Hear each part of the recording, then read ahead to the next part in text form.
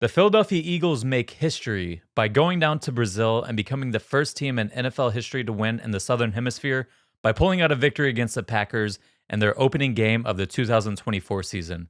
They were able to pull this win out despite a sloppy and mistake filled day on both sides of the ball, all while being outgained in total yards, yards per play, EPA per play, and while losing the turnover battle 3-1, which makes this win even more impressive, which comes over a team that was red hot to end the 2023 season and was 2 minutes away from going to the NFC Championship game. Welcome to the Philly Film Room Podcast. I'm Nick Waters, and today we're going to be reviewing the Eagles' Week 1 victory against the Packers. And today we play the balancing game of trying to determine if what we saw is a long-term trend or just an anomaly that happens in Week 1 of the NFL season. So having said that, we can't move forward without mentioning the field conditions in Brazil. They were extremely slippery, and it had an effect on both sides of the ball for both teams, and really in regards to their pass rush. So keep that in mind as we go into this game. We can't overlook the field conditions, and so much so that the first two plays of the game started, Saquon Barkley slips on the first play of the game, and then the next play of the game, Saquon's coming out of the backfield and again slips on the field. So they really set up what we're about to see for the rest of the night. Now, there was a lot of hype coming into this game about what a Kellen Moore offense is going to look like and how the Eagles offense is going to be different and depart from what we saw last year. And, I think we saw right off the bat some of the things that we were hoping to see, especially in terms of motion. The Eagles were, according to Next Gen Stats, the Eagles were 15th in the NFL in motion rate, which I think if you look at the Kellen Moore's offense with the Chargers last year, I believe they were 6th in motion rate. I think you would expect that the Eagles would rank a little bit higher just in week one, but they ran motion on just under 65% of plays, which was about a 30% increase from last season. So, yes, the Eagles were 15th in their rate of motion in week one, and this isn't including the Monday night game because I've recorded before then. But the rest of the NFL was really running a whole lot more motion as well. It's the trend. Everyone's going to be increasing it this year. You pretty much have to. Looking at other parts of the game, we discussed this in our preseason previews and our season previews, how we were expecting more under center and more pistol rates, but me in particular, I was expecting the Eagles to still ranked pretty high in shotgun rates, and we saw that happen in the Eagles' first game. They were fourth in the NFL in their rate of shotgun plays, 81% of plays. Under center, they were 26th at 9.5% of plays were under center, and pistol they were ranked 8th at 9.5% of plays in pistol. Now, 8th seems pretty high, but it was just 6 total plays, and under center was 6 total plays as well. Now, what I was expecting was us to be a little bit more diverse when we did go under center, but we didn't really see that. There was just one total pass play when the Eagles went under center or in pistol. They were very similar to their rates last year and under center and pistol in terms of the run-pass ratio. It was leaned very heavily towards run. Now, it is just the first game of the season. The game plan overall, I thought, was pretty vanilla when you kind of dive into it. And I think that's to be expected, especially when we knew going into the game there's somewhat of unknown with what the Packers' defensive game plan was going to be. You could try and piece together different parts of where Jeff Hafley had been in the past and kind of try and see how they would play their defense in the NFL once he made the transition there. But having said that, when you aren't sure what a coordinator is going to run, what a defensive coordinator is going to run, or even an offensive coordinator is going to run, you're going to resort to your base plays, to your plays that you've been running since OTAs, since first day that you've come together as a team. And we saw a lot of that with the Eagles. So when you look at their under center and their shotgun rates and even their motion rates and just what they did in terms of their play action, in terms of their screen game, I wouldn't take a whole lot away from the game, from this particular game, and say this is what the Eagles are going to be the rest of the year. I would just remember we were had some question marks coming into this game about the game plan and about what we were going to see from the Packers defense. So because of that, I think you saw a bit more of a vanilla game plan on offense. Now, having said that, we also wanted to see more play action from the Eagles. The Eagles were 8th in terms of play action rate on Friday, at just under 28% of their pass plays were play action. The Eagles weren't very successful in their play action plays. they averaged just 3.5 yards per play when they did run play action. Now, next gen stats also included RPOs, so their play action rate probably truly was a little bit lower than what we saw because they did include some of their RPO plays in there as well, which I don't include in play action rates. We also saw 4 plays of pony package, which is something that, again, we also projected or predicted going into the season, since Kellen Moore in the past has used 13 personnel to some degree with every team that he's been with, knowing that the Eagles just aren't very tight end heavy on this team. We figured that they would use pony personnel to replace some of that 13 personnel usage. And we saw that on their first game against the Packers. Will Shipley came out 3 plays in a row. They ran pony personnel. They came out once more in the third quarter and ran pony again. The plays in general were successful overall, including the play to Devontae Smith on a wheel route, a fake screen wheel route down the sideline we saw completed. Really, overall, I thought there was, even though I thought it was a pretty vanilla game plan, I thought there were some really beautiful play designs, including the Saquon Barkley touchdown.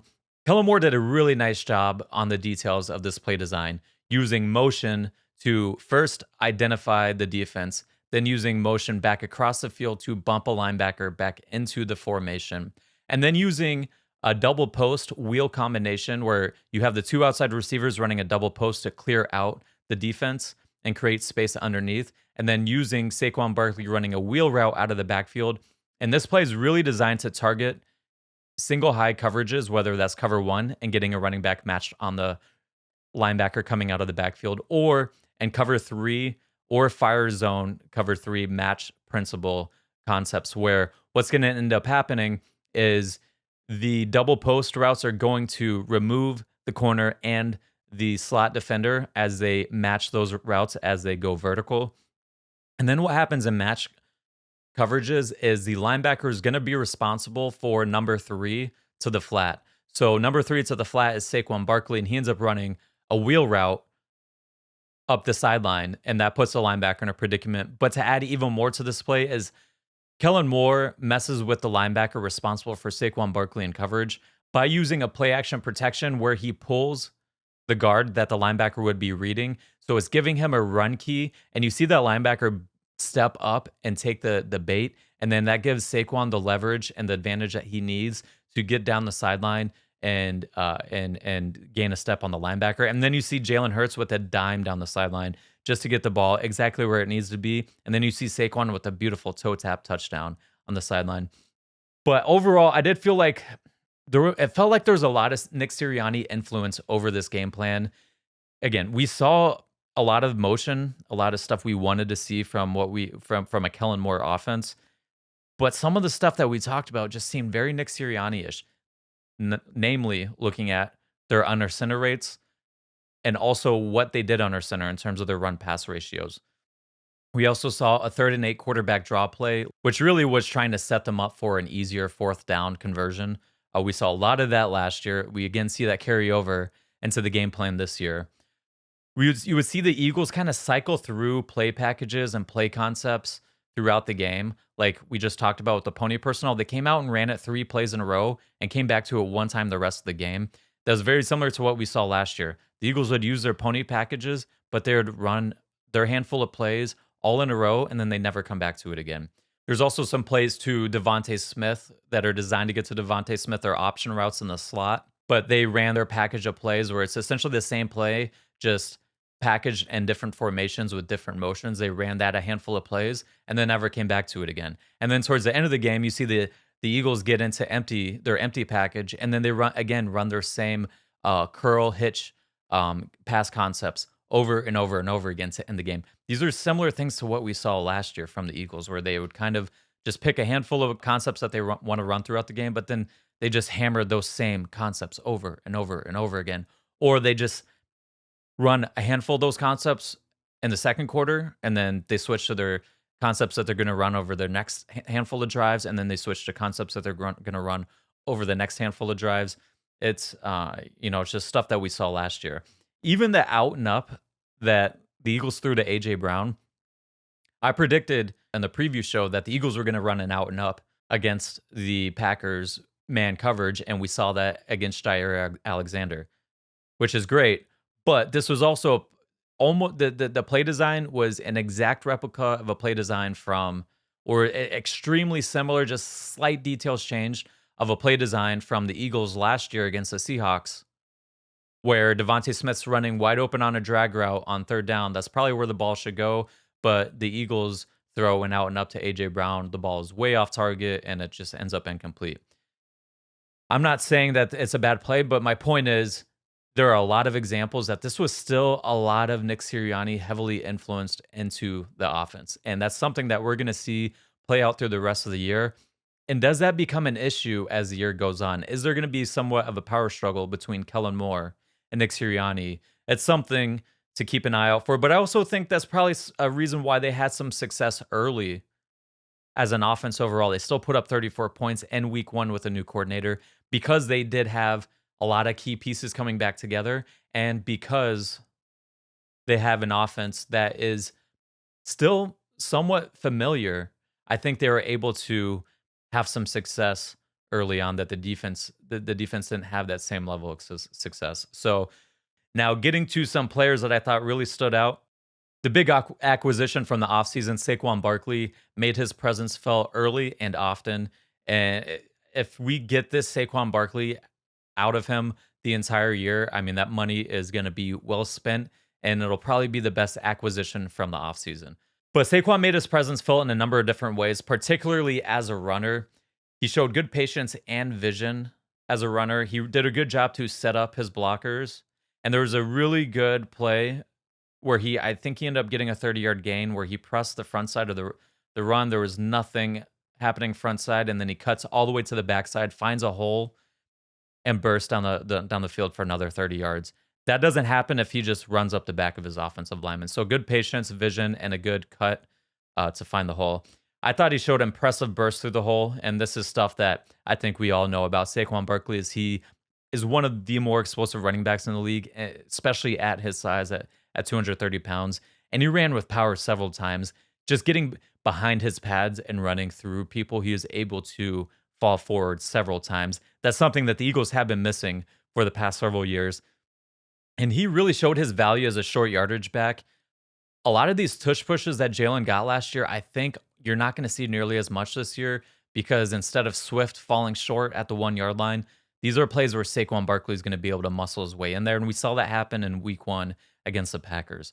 And then again, as a receiver, we saw his impact show up. He only had 2 receptions, but one was that nice wheel route down the sideline where he makes a leaping toe tab touchdown.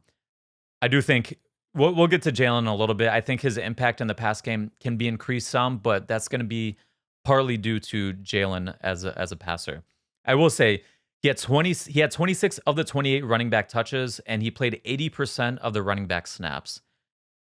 That puts him on pace for 442 touches this year.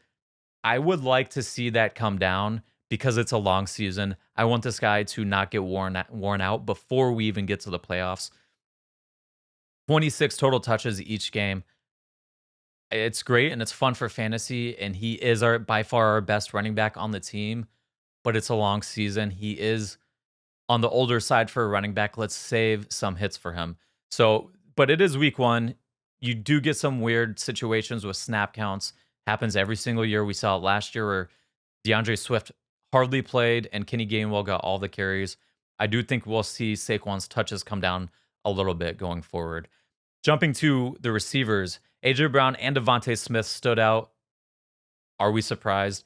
Starting with AJ Brown, I mentioned in the preview show that I would not be scared of going at Jair, and the Eagles went at Jair, and it worked out for the Eagles. We weren't too sure if Jair was going to shadow or if they were just going to switch and stay on their same side of the fields. Jair was shadowing AJ for most of the game, and AJ was beating him on pretty much any route that he was running, whether it was slant routes, out routes, curl routes. He had the out and up route for a long touchdown. But AJ was able to get yak on several occasions as well. So it wasn't just catching the ball and falling down. It was catching the ball and continuing to get yardage after the play. AJ led the team in targets with 10, unsurprising given the Packers' usage of single high coverage. When you get one-on-one coverage, like we talked about in the preview show, AJ Brown's yards per route run against man coverage just goes through the roof. You're going to get the ball to your best guys. Looking at where AJ Brown was utilized, he had a 33% slot rate, which was higher than his previous 2 seasons with the Eagles, where he's roughly around 25% range. But it's not as if he is living in the slot. And again, when you look at Kellen Moore's history of how he uses his receivers, and you look at AJ Brown himself, he is more suited for the outside. The way Kellen Moore has used his receivers, Kellen Moore's AJ Brown's probably going to play somewhere between about 70 to 75% of his snaps as an outside receiver. So nothing too surprising there. Now moving on to Devontae Smith. This is where things changed up quite a bit. Devontae Smith ran 71% of his routes from the slot. If we get that going forward, Devontae Smith is going to catch a shit ton of balls. I would expect his average depth of target to drop significantly, but I would expect his completion percentage to go up. So that's what you get from a lot of slot receivers. You start to see them, they don't get targeted nearly as much down the field, but they get a lot of easier completions underneath and the soft spots of zone. And then you can use your quickness, your route, your after the catch abilities to create after there. I would I wouldn't be surprised if Devontae Smith pushes for a career high in receptions running these routes underneath. He really only had one route where he was targeted down the field, and it was that wheel route that we talked about. But the Eagles are mainly getting him targets on option routes underneath in the slot. I think he had another target on a drag route underneath, and then he had a catch on a slant as well. He's going to be primarily used more so on underneath routes from the slot. But it would be a mistake to take out his deep passing game. And I think it would be a mistake to run him in the slot at a 71% clip because Devontae does create explosive plays playing all over the field, whether that's inside or whether that's outside. I love seeing Devontae Smith play from the slot a lot more, but I hope it doesn't become a situation where he is exclusively in the slot and he's exclusively getting targeted at an average depth of target of 8.4 yards like we saw in week 1. You're just going to limit his explosive playability if you're doing that. I love his ability to get open underneath. I love his ability to catch, not only make catches with his hands confidently, but in contested catch situations as well. You need to do all that stuff in the slot.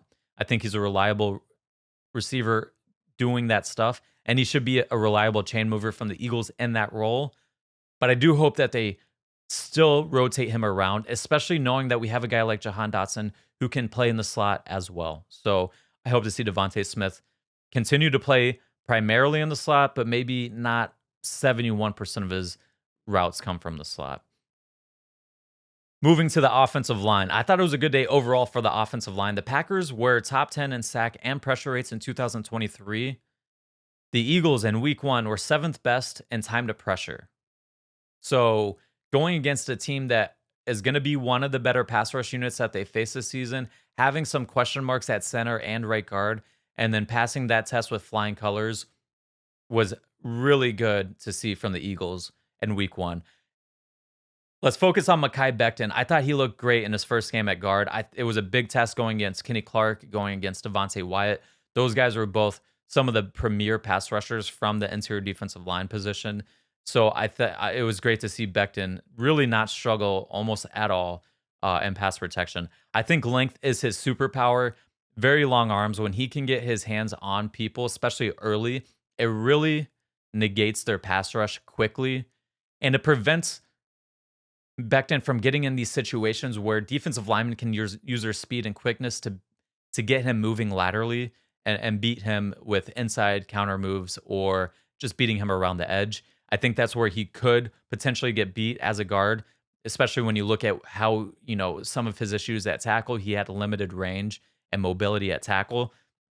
Moving inside and being able to get his hands on people quickly is just going to be game-changing for his career. And I really wouldn't be surprised if we see Becton get a contract extension at some point this season. Do you want to see a little bit more? Yes, but the Eagles knew pretty quickly that Becton was going to be the right guard. When you see these guys in practice every day, guys like Stout, I think they can project pretty well. Yeah, this guy's going to be a pretty good player. So I thought Becton looked good. He also created a lot of movement in the run game. This offense, this run game is going to be so much fun to watch this year because of how much vertical and horizontal displacement that they're able to create across the board from from left tackle all the way to right tackle. That's going to be a fun thing to watch. Now, I will say the line was sliding to Becton a lot. It seemed like it was an emphasis to help out Becton. Is that something just because it was his first game at guard? I'm not entirely sure. Is this something? Do we start to see that change a little bit as the season progresses? Do we start to see him get left on an island a little bit more? I'd be interested to see how that plays out the rest of the season. If this is just a one game sample size, or is this a little bit more that we need to be paying attention to? I do still think he needs to be a little bit better with his angles working to the second level as a run blocker. He did have one really impressive play where he just tossed a linebacker out of the club working to the second level. But there was a couple of plays where he's still having to learn what angles he needs to take to reach linebackers at the second level based on his athleticism, based on pre-snap alignments of the defense and where he needs to get to. So again, first time in a new position, there's going to be room for him to grow. Looking at Cam Jurgens, I thought he had a shaky start, especially with that bad snap to Jalen Hurts early in the game that put the defense in a bad position. But I thought he settled in nicely. I was a little bit concerned about pass pro, but wasn't challenged too much one-on-one. I still think that remains to be seen. There's going to be points in time where defense coordinators are really going to put some of their better pass rushers over top of Cam Jurgens and force him to guard these guys one-on-one. We didn't see that too much in this game, so not too much to take away there. I thought he was good as a run blocker, again, especially working with Becton. He creates a lot of vertical displacement. He's very quick, so whether he's working to the second level and reaching his landmarks, or he's just getting off the ball quickly so that he can overtake and get into good body positions against defensive linemen on the first level, he's really good at that. And again, those plays we saw with Jason Kelsey where he would pull around up to the second level, that is something we're going to continue to see with Cam Jurgens for the next 5, 6, 7 years, hopefully. And when you watch these plays happen with Jordan Mailata and Landon Dickerson, and you watch that play and you see those three guys, how good they are at their particular roles on that play, it's going to be a staple play for the Eagles for hopefully the next close to a decade going forward. Moving on to Grant Calcaterra, I just want to touch on this real quickly. I thought he had a rough game as a blocker. I didn't think there was anything that you saw on tape last year that gave you really any confidence to say he was going to be a good blocker. But I thought he had a rough game as a run blocker. So I'd like to see how that progresses going forward.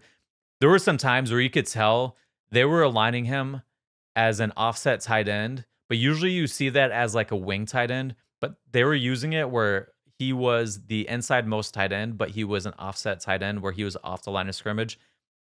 I really think they were doing this to protect him from having to block defensive linemen. This was allowing him to release up to linebackers and safeties that had rotated down to the second level.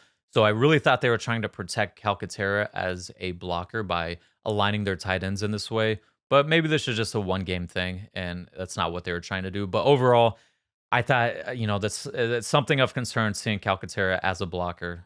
Now, moving on to the most important man of the day, Jalen Hurts up at quarterback. I thought he had an up and down day.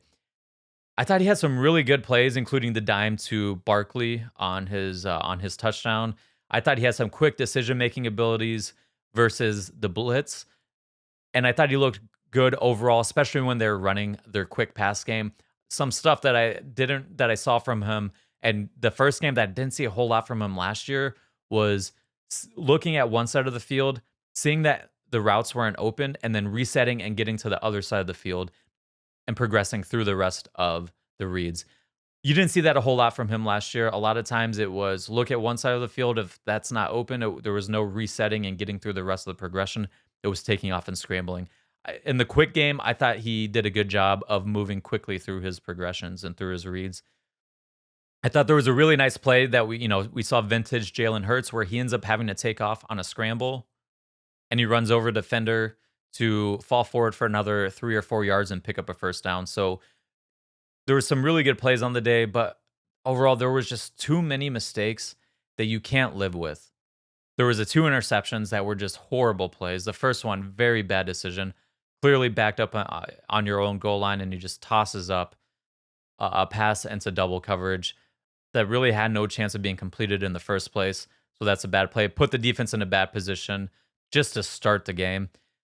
He also had the interception late in the game in the fourth quarter to go up 8 points, and he throws an interception. If the play's not there, just throw it away, kick the field goal, go up one touchdown plus a 2-point conversion in the fourth quarter. You can't have plays like that. Luckily, the defense bailed him out and didn't give up any touchdowns the rest of the day. He also had another near interception on a late throw to the flat. It just overall, there's plays that you really want back. It is the first game of the season, but considering he had 15 interceptions last year, it wasn't a good sign to see him come out with 2 interceptions to start the year and to have a couple more near interceptions on a couple other plays. I also thought he held the ball too long on a few other plays where he really just needed to get the ball to his check down. For whatever reason, he is not a guy that wants to get the ball to the check down.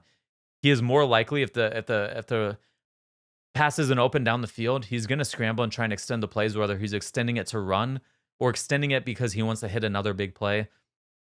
Part of the big play, our penchant for the big play isn't just the coaching and the philosophy. I think part of it is Jalen as a player. He wants to hit on big plays, and there's just too many times where there's guys open and the flat. Saquon's open. You go and get a guy like Saquon Barkley, just get the ball to him on the checkdowns and live to play another down. But there's times where he's scrambling himself into pressures, where he's scrambling himself into a sack, or he's having to throw the ball away because he's not playing on time. This is illustrated by the fact that his 3.07 seconds time to throw was second highest in the NFL in week 1, at least through the Sunday games. I'll add into that as well. He has some questionable decision making on read options. And overall, I'm going to wait to comment on the read option game, on how I think they should be employing their read option and their quarterback option plays going forward. But I'd like to see a few more examples of this offense and not just jump and say, oh, we weren't successful in this game. They need to take it out of the playbook completely. I'd like to see how they adjust going forward. But I do have some thoughts about it. Now, still, even though Jalen didn't have a great day and the offense was sloppy in some regards overall, they still scored 34 points and had the 5th best EPA per dropback. So despite all of that, despite everything that was going on with the turnovers, with some subpar play from Jalen Hurts, they still ended up having one of the highest scoring offenses in week 1. This offense is going to be so hard to stop when you look at, I think you had a lot of questions answered on the offensive line. You add in Saquon Barkley. Jahan Dotson got 1 target. You didn't even get to see your receiver 3 that you traded for. He didn't even make an impact in this game. You let your stars really take this over. And then you saw the play designs from Kellen Moore. You saw the motion. You saw the bunch and the stack looks come in that made life easier for these guys. So I am, sky's the limit for this offense, and I'm really excited to see how they look going forward. Now, jumping to the defensive side of the ball, I thought it was similar to the offense in that there were some ups and some downs, but I really thought there was a lot to clean up. They gave up 29 points, which sounds like a lot. I would say they gave up 23. The offense spotted them 6 points right off the bat with the Jalen Hurts interception, with the Cam Jurgens fumble. They put the ball in positions where the defense was going to give up 3 points at least, unless they got a turnover. They were going to give up 3 points from the get-go. So to only give up 6 points in those 2 possessions is a win for the defense. So really, 23 points from the defense isn't that bad, but you have to look at the fact that they gave up a ton of big plays. There was a ton of blown coverages. There was a ton of blown assignments in the run game in terms of run fits and gap integrity. So there's a lot to clean up. But I think that's to be expected when you have a ton of new pieces on defense and a new coordinator. Again, this isn't like offense that was returning almost every piece on offense. This defense is returning a lot of new pieces, or new guys are having to step up into roles that they didn't have last year. And then you add into that you have a new defense coordinator on the team as well, and you start to understand why there were some mental errors. I think this was really exemplified by the fact that the defense in terms of the run game was 4th in stuff rate, right? So they were making plays in the run game, but they were 32nd in yards per rush. They gave up a lot of big plays on the ground as well. They held Jordan Love to 50% completion percentage, which is great, but he had the fifth highest EPA per pass because they kept giving up big explosive plays as well. They were 3 for 11 on third downs. You take that every day of the week and twice on Sundays. But they allowed the fourth most yards overall. So there was a lot of good things to build on, but this defense has to clean up some of these mental errors, or it's going to be the death of this team. They are not going to win a Super Bowl if there's a lot of these simple mental lapses. Now, the good news about this is that a lot of these issues were due more to mental errors versus getting outclassed, versus just getting the ball run down your throat because guys are blowing you off the line, versus guys are just hanging you out to dry in the pass game, where they're just breaking your ankles and running wherever they want, where they're just running right by the DBs. There was a lot of good things that take away from the game, but a lot of issues that needed to get cleaned up. In terms of the scheme, I thought they relied on a lot of spot drop principles, and that was probably to simplify things to handle the Packers' motion. We discussed this in the pregame show, where we thought, just based on how much the Packers motion and use eye candy and use play action and everything, and adding in the fact that we thought Quinyon was going to be playing the slot, and that puts a lot of pressure on your slot defender to run with all these motions, just to keep things simple for everyone.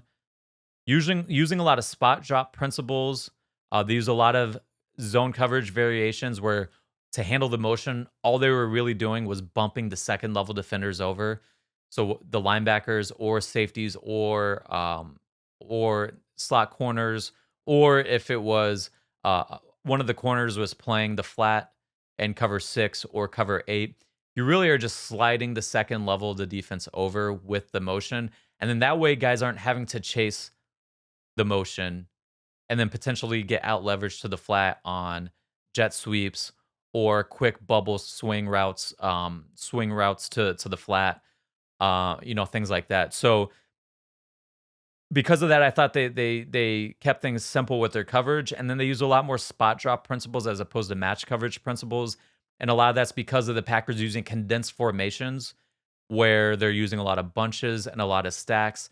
And in zone coverages, you're matching the release of receivers. But if they're in a bunch of tight stack alignments, you're not entirely sure which receiver is supposed to be reading as they release on their route, so that am I matching this guy or am I releasing him and zoning off my coverage? That's what a lot of these motions and a lot of these stack formations and alignments do, is they cause confusion, especially among match coverage defenses. So by going to spot drop principles, all you're doing is dropping, no matter how the receivers release off the line of scrimmage, you are dropping to your spot on the field. So if you are the hook curl defender, you're dropping to the hook and widening out to the curl. If you're the curl flat defender, you're dropping to the curl and then widening out to the flat. You are not having to match a receiver based on his release. You're just dropping to certain spots on the field. And I thought the Eagles were doing that just based on the fact of how the Packers like to attack with their pre-snap alignments and motions. The Eagles used a ton of cover 3, but they varied it and used a bunch of different variations. So it wasn't just we're going to run cover 3 and we're running the same coverage or the same look the entire game. They changed things up. So sometimes they were on spot drop principles. Sometimes there are match principles, right? So you get different looks just based on that. Then you get different rotations, right? So sometimes you rotate which safety is rotating down to the second level of the defense and which safety is rotating to the middle post. Sometimes the safety to the strong side, so the side with the more receiving threats. Sometimes that safety rotated down, and then the weak safety would rotate to the middle post. Sometimes the weak safety would rotate down, and then the strong safety would rotate to the middle post. And all of these different rotations have different strengths and weaknesses, pros and cons, things that they are good at taking away and not so good at taking away. So the Eagles would do that. They would use different types of rotations as well, in terms of where is a safety rotating to. So you'll hear a lot of times a buzz rotation or a sky rotation. So buzz meaning a lot of buzz generally refers to meaning the backer is going to be the force defender. Now, what this means is the safety rotating down is going to be rotating into one of the hook zones. Instead of rotating down and typically being a flat defender when they rotate, they're going to be a hook zone defender. So they're instead of rotating to the edge of the defense, they're rotating into an internal part of the defense. Other times they would have their safeties rotate and play what's known as cover three sky, where the safety is going to be the flat defender. And then on top of that, they use different blitzing principles, so fire zone principles, which turns into match coverage principles for the defense, but it's giving the offense a different looks where they're sending five and playing with six defenders behind it instead of the typical rush four play with seven behind it. And then the Eagles would also send some creeper pressures where they look like they're blitzing a defender. They are blitzing a second level defender, but then they're dropping a first level defender into coverage, right? So they're running creeper coverages. So it looks like a blitz, but they're still keeping seven in coverage. The rotation of the defense is a little bit differently. Who is assigned to what zones changes up a little bit as well. It's just all different ways to run the same coverage, but make it look like a different coverage and run it from a different way. The Eagles did a really good job of that throughout the game in terms of at least calling different coverages that were the same coverage throughout the game. Now, in terms of playing those coverages and playing their run fits, that's a different story. But I liked what they did in terms of trying to keep things simple while also looking complex, while looking like there's multiplicity in the defense, while really calling the same standard coverage structure over and over and over again.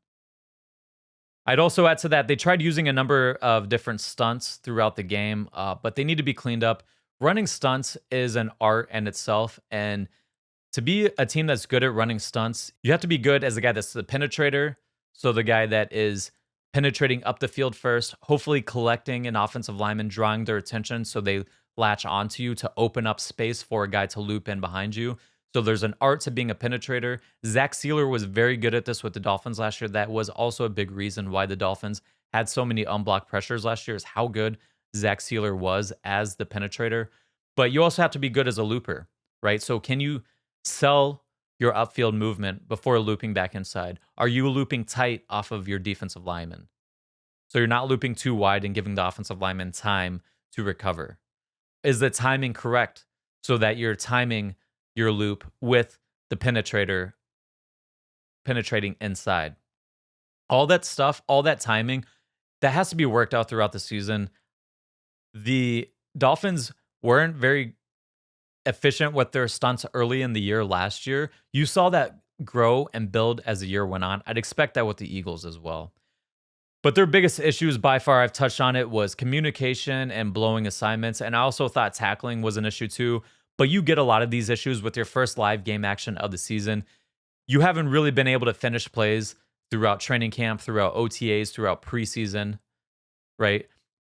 Football is one of those sports where you practice your sport, but you don't practice finishing the plays, right? You don't practice tackling guys through the ground for 99% of your reps in practice. It's not like basketball where you shoot the shot and you see if the shot goes in, right? It would be like in basketball if you call your plays and you swing the ball and you get the ball to the guy that you think is going to take the shot, and then he just stops and is like, okay, well, we'll see if you make it in the games. It's kind of like how defense is and football is in terms of practice. Yeah, we think you're going to finish that pass rush and get to the quarterback, but you're not allowed to touch the quarterback, so you have to hold up and pull up a little bit early. Yeah, we think you're going to make that tackle on that running back who's charging through the hole, but we're not really going to know until game time comes around. So for that reason, you don't even truly get to practice your tackling fully all the way until the season starts. And for that reason, the tackling generally isn't the best in week one in the NFL. And I think we saw that to a large degree for the Eagles going forward. Now, is that a week one anomaly or is that a long-term trend? That's something that we need to pay attention to going forward for the Eagles. So I'm going to mention that tackling was an issue across the board. Now, looking at individual players, star of the game, Zach Bond, and I think this is the time where I take a victory lap because, when everyone was all over Jeremiah Trotter and Kobe Dean and they were penciling everyone in over Zach Bond, I've pretty much been talking about since the Eagles' first open practice, the first time I got to see Zach Bond in an Eagles uniform. Since that day, I've been saying, hey, I think this Zach Bond guy has something to him. I think there's something that Eagles fans will like. So I think, I should be victory lapping right now, but I will say this. There are some things, some question marks for Zach Bond's game that have to get improved upon. But let's talk about Zach Bond's game just in general. He was easily the defensive star of the game. He had 15 total tackles, 11 solo. His 15 total tackles is currently tied for first in the NFL before the Monday night games. He had 2 sacks. He had 7 stops, which is essentially a tackle that results in a negative success rate for the offense. So it could be a third down gain on first down. That's counts as a stop for the defense. So he had 7 stops. That was tied for sixth in the NFL. He had a 64.6 quarterback rating when targeted. He had a key play on the Reed Blankenship interception where he got depth and got underneath the seam route, which forced Jordan Love to put air under the ball, which gave Reed Blankenship time to come and undercut the route and jump the route. So he had a key play and coverage on the Reed Blankenship interception. I thought Zach Bond was physical overall in the run game, taking on blockers. But again, like I said, there were several missed assignments by Bond. He was in the wrong gap on several plays, and he had a missed tackle on Jaden Reed's reverse touchdown. On the plays where Bond had bad gap integrity, the Packers ended up running for 40 yards on the ground, plus the 33-yard Jaden Reed touchdown where Zach Bond missed a tackle. Now, are those plays 100% on Bond? No, but these are examples of plays where you have to clean up some of this stuff. I highlighted in my breakdown of the best linebackers in the preseason a lot of the good qualities Zach Bond brought to the field, and we saw a lot of those play out on the field. But for a guy that is still relatively new to the position, this was really my biggest question mark was knowing your assignments, making sure you are being sound in your assignments. Because if you're not sound in your assignments and you're giving up big plays like we see, it's going to be hard to stay on the field. But I will say this, when you look at the guys behind him, they weren't any better in terms of how often they were blowing assignments as well. And this was in preseason when things were much more vanilla. And I'm talking about Ben Van Sumeren and Jeremiah Trotter. So I don't see those guys as just going to jump Bond to get into the game if Bond continues to blow assignments.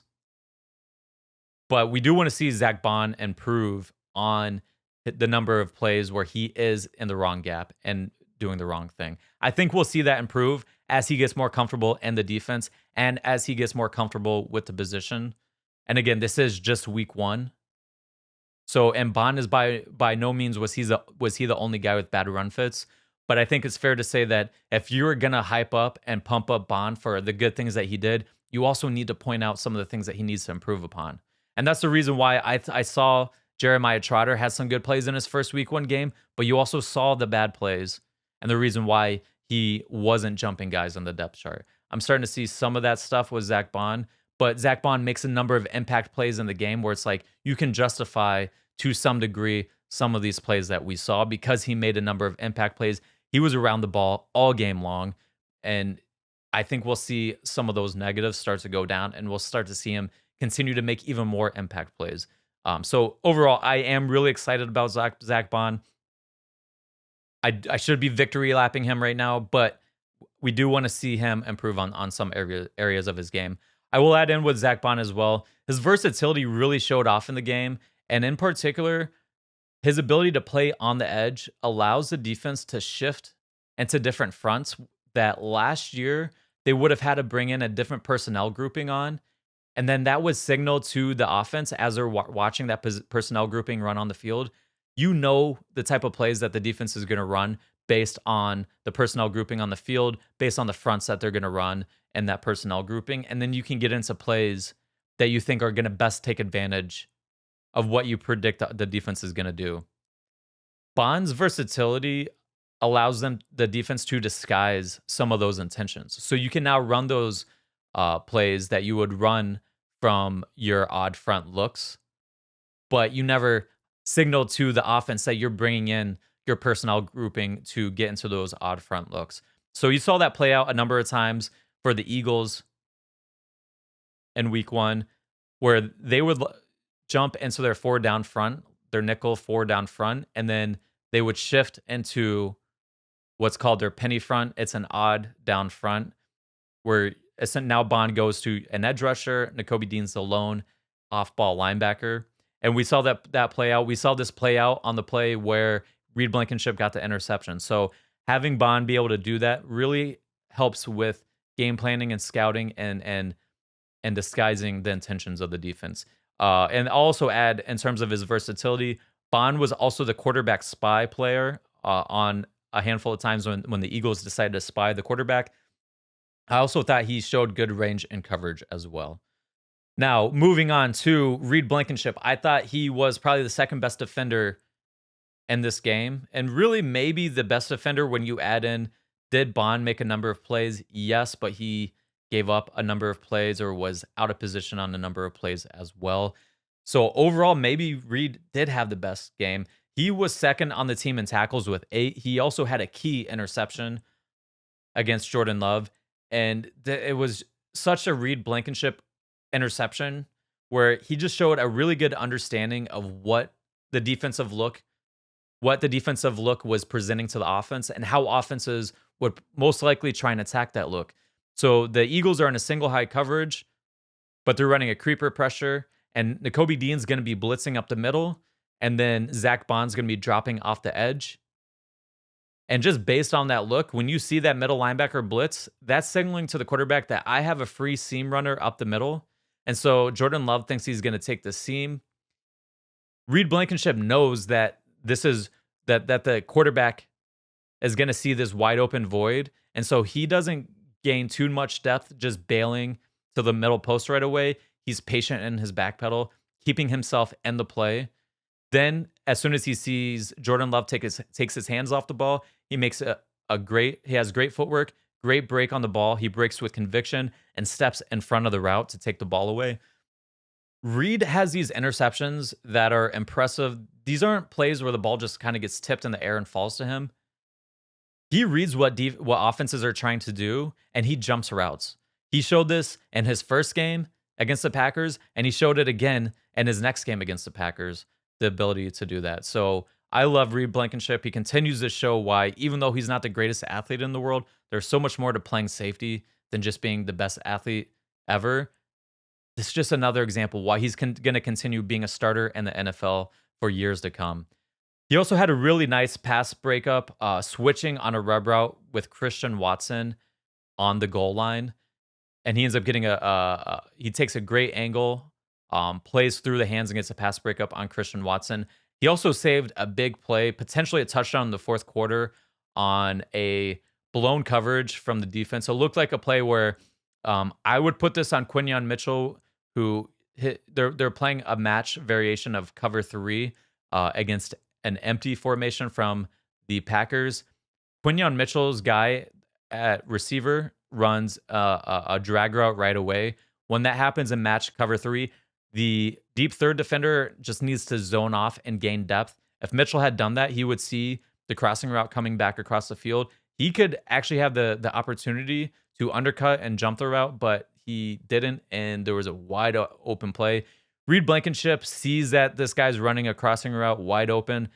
He jumps the route and gets over. It's still a big play, but if Reed didn't realize that there was a guy running wide open and that a coverage was about to be blown, that receiver catches the ball and would have wide open green grass to walk in for a touchdown. So again, Reed Blankenship showing his worth yet again. Quinyon Mitchell, I thought he had a solid debut as a rookie. Looking at the different grading services, you're going to get different target numbers. PFF had him down for 9 targets with 5 completions. Next Gen Stats had him with 4 completions. PFF had him for 86 yards. Next Gen Stats had him for 60 yards. He also had a defensive pass interference. Penalty didn't get accepted on him because there was a BS roughing the passer call on Zach Bond, which the Packers accepted that penalty instead. But Quinyon also had 2 pass breakups. A really great pass breakup on a play where he showed good recognition to see a flood concept coming, swivel and open his hips on a corner route, and then burst back underneath for a pass breakup. He also had what I thought was probably his most impressive play on the day was a pass breakup on an out route. And what was so impressive is that he had a good adjustment to getting beat by the same route earlier in the game, where he lost lost the receiver as they were stemming outside into his blind spot and then ran the out route.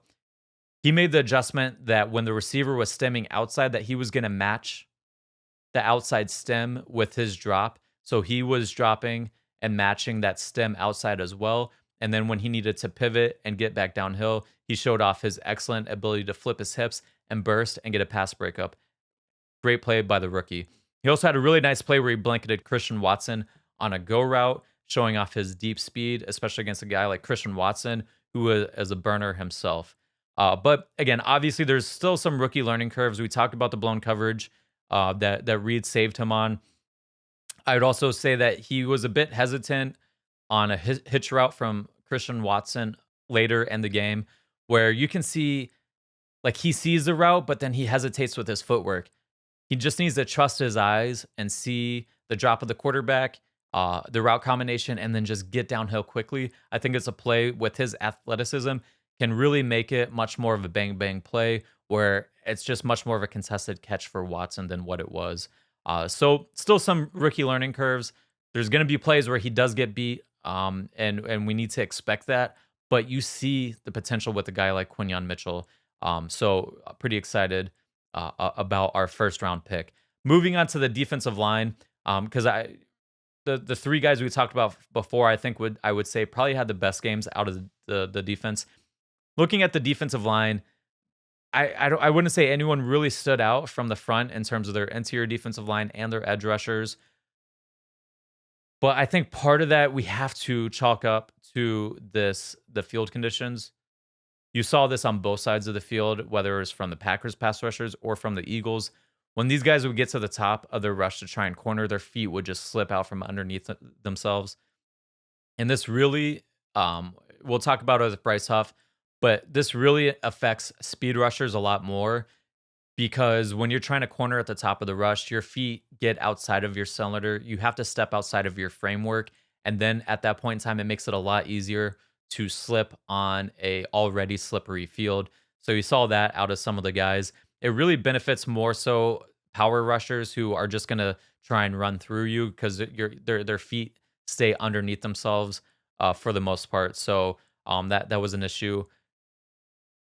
So as a unit, pass rushing, I thought it was a tough night. There were some wins on the field, but like I said, with field conditions, those tend to benefit the offense, and both offenses really had a lot of time to throw throughout the game, outside of plays where the coordinators were able to scheme up some quick pass rush wins. But I don't want to forget that this Packers team last year was third lowest in pressure rate allowed in 2023. So this isn't as if this was a team that gives up a ton of pressures to begin with. And we talked about this in the game preview. The Packers offense is designed in a way to really make it hard to rush the passer with the amount of motion that they use, with the amount of play action that they use. And the play action that they use is full flow play action where they're running outside zone, play fake one way, and then they're rolling out their quarterback the opposite way. So the defensive line is flowing one direction, the quarterback's going the opposite way. It's hard to get pressure on plays like that.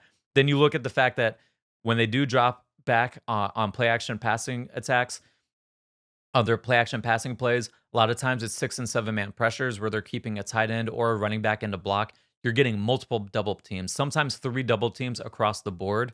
It's hard to get pass rush pressures in those situations as well. And then when the Packers go to their drop back passing game, it's a lot of quick game. It's a lot of get the ball out of your hands fast. It's a lot of screen games. It's a lot of RPO games. So it's tough to get pressure on the Packers. It's just part of their offense. So for that reason, I wouldn't take too much away. Combining that with the field conditions, I wouldn't take too much away from the lack of defensive line pressures in week 1. I know a lot of people, were saying Bryce Huff had a dud of a game, and I would agree. He didn't really do a whole lot. He had 0 pressures. He played less snaps than Brandon Graham, which I thought was interesting. I think it's, again, like we talked about with Saquon having 26 of the 28 running back touches. I think sometimes you get weird week 1 snap totals. We'll see how that materializes throughout the rest of the year. I'd expect Bryce Huff is going to start playing more snaps. But He had 0 pressures, and we know he was brought in here to be a pass rusher, and to have 0 pressures, I think that had some people concerned. I'm not concerned from what I saw. When you look at some of the context, he had first of all, he had 14 pass rushes. 7 of those pass rushes were over 2.5 seconds. So anything under 2.5 seconds considered quick game.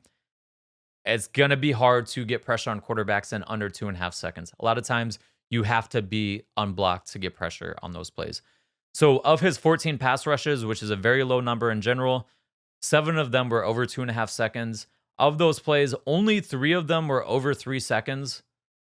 Uh, of those plays, one was a designed rollout opposite of where Huff was rushing from.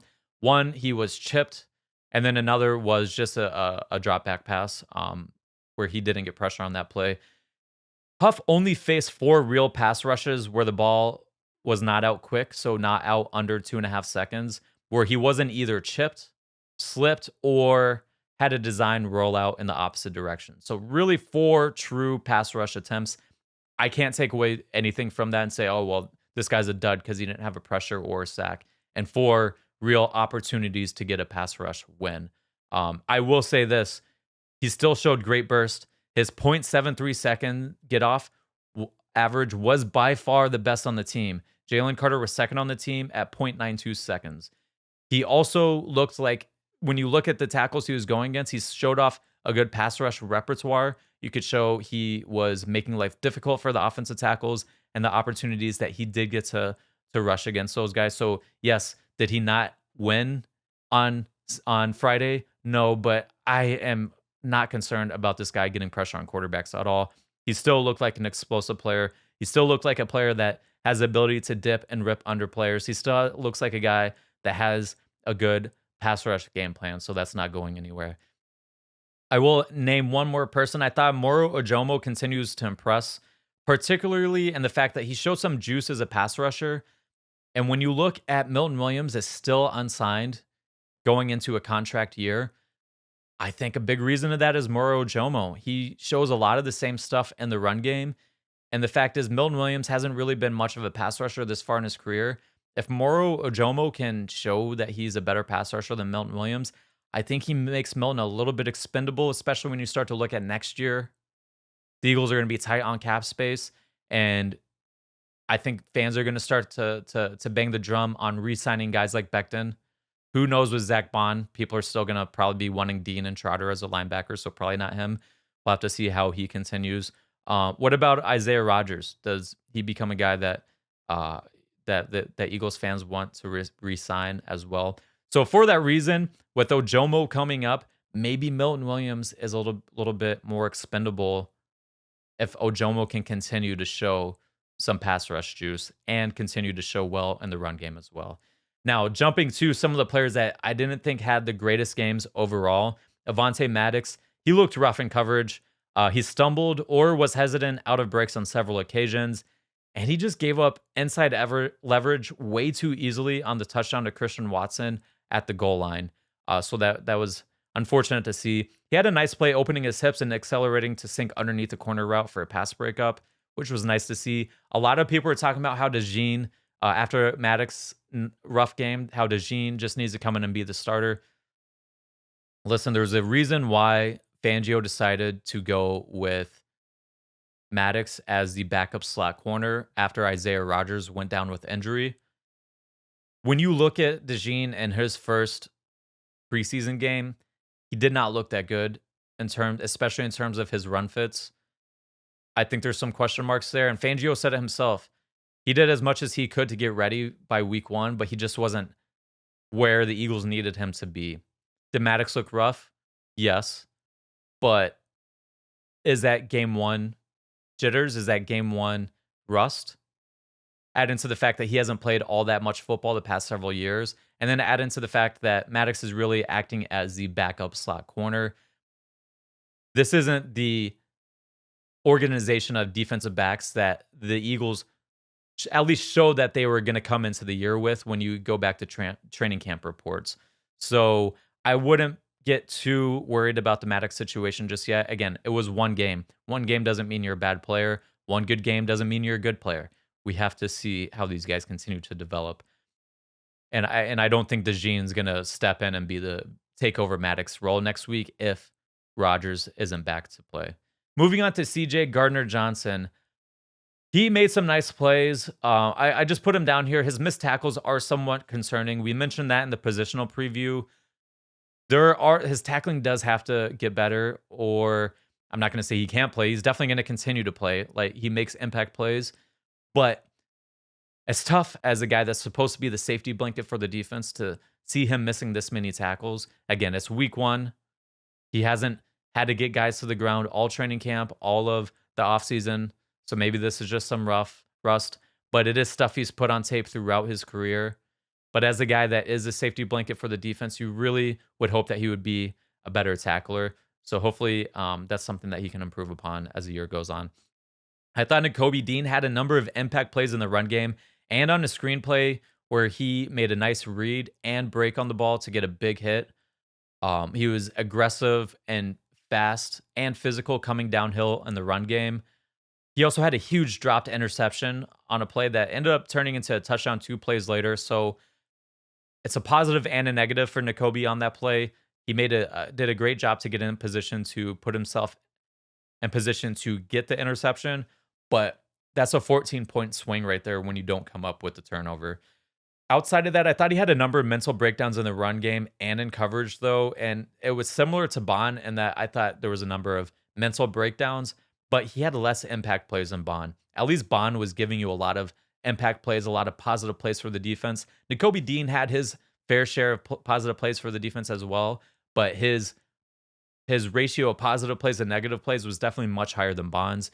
He only had 4 tackles and 2 stops compared to Bond, who had the 15 tackles and 7 stops. Josh Sweat didn't have a bad day by any means, but I thought I needed to put him in here. And the highlight, I thought he had the best matchup of any of the edge rushers, and he had the most pressures on the team, so I'm not surprised there. I will say he looks extra stiff, especially with his knee, and that's a little concerning long term, knowing that he has had a major knee injury in high school. That was something that I think a lot of fans and had some concerns about being a degenerative issue. He just looks a little stiff. His get off did not look great against the Packers, so that's something that I'm going to be monitoring going forward. Now, again, I didn't think he had a bad day overall, but I am going to be paying attention to that knee and seeing and monitoring his get off time and his explosiveness and his change of direction ability as the year goes on. But overall, week 1 is always weird. It's the first game of the season, right? Like we've talked about with training camp. It's a one sport where you don't practice finishing the plays all the way through. And then you add into the fact that you have the entire offseason where teams are game planning and gearing up for this first game. And then you add into the fact that teams switch things that they're going to be doing every single year, even if it is a team that's bringing back their same coaching staff for the most part. And then you add into the fact that the Eagles were facing a defensive coordinator who we didn't really know much about, didn't have much of a history in the NFL. So there's a lot of circumstances in week 1 that leads to some weird and to some sloppy play, and then you add into the field conditions from that. But you add in 2 new coordinators, sloppy play from the team overall, losing the turnover battle by 2, and still pulling out a victory. I think that is a great omen for this team going forward. We just need to see them continue to learn and to grow and get better as a team. So week 1, always weird, but you just need to get out of there with a win. Week 1 review is over. We'll be back again with Eric for our week 2 preview. So make sure to stay tuned for that. And until next time, go Birds.